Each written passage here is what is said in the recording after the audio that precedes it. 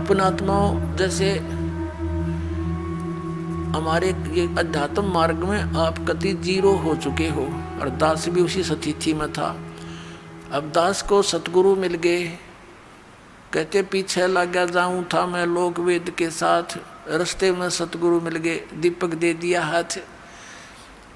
अब ये इतना बड़ा अध्यात्म मार्ग है कि जैसे हम सत साहिब बोलते हैं और पहले राम राम बोलते थे, इसका कारण क्या था? ये मंत्र जाप करने का नहीं था, ये केवल याद दिलाने का होता है कि भाई इस संसार में भगवान बिना कुछ नहीं, और जो गुरुजी ने मंत्र दे रखा है उसकी भूल ना पड़े।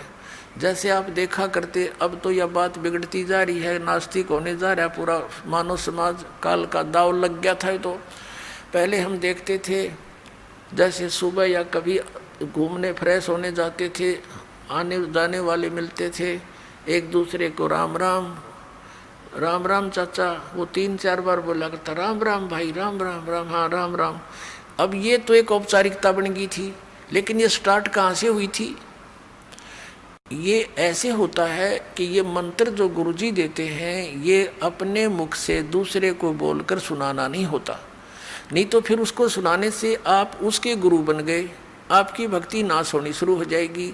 तो इसलिए उसको ये भी नहीं कह सकते कि आप इस मंत्र का जाप करा करो, गुरुजी ने बता रखा है। जैसे प्रत्येक व्यक्ति को सलाह दी जाती है कि प्रतिदिन भगवान को याद करो, मंत्र का जाप करो, भूल ना पड़े, संसारिक कामों में भूल ना पड़नी चाहिए, भगवान को याद रखा करो।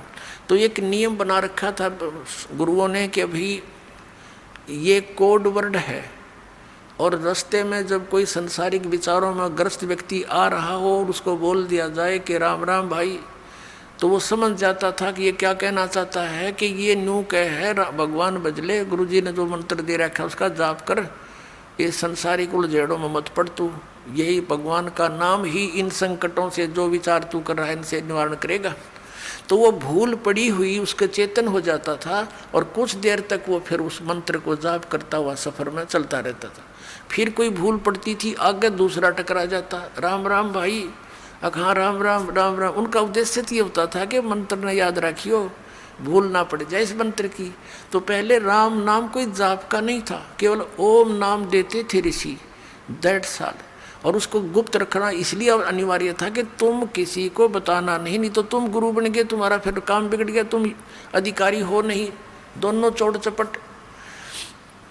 तो और याद दिलाते रहना एक दूसरे को। इस राम शब्द जब ये बोल रहे हैं तो ये समझ लेना, ये कहना चाह रहा है कि भगवान का वो मंत्र गुरुजी का याद कर, जाप करा करो, इस भगवान बिना संसार में कुछ नहीं है। तो ऐसे हम सत साहिब बोलते हैं। सत माने अविनाशी, साहिब माने राम।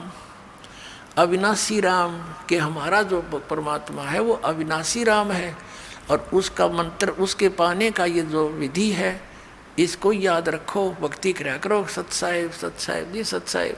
हाँ, मतलब उस समय आपको ये याद हो कि आप भाई भगवान बिना हमारा कोई नहीं है, और सचमुच ये कबीर साहब सच्चे परमात्मा अमर भगवान है, और जो मंत्र उनको दिया है वहाँ जाने का वो जाप ही सहयोगी है, उसकी भूल ना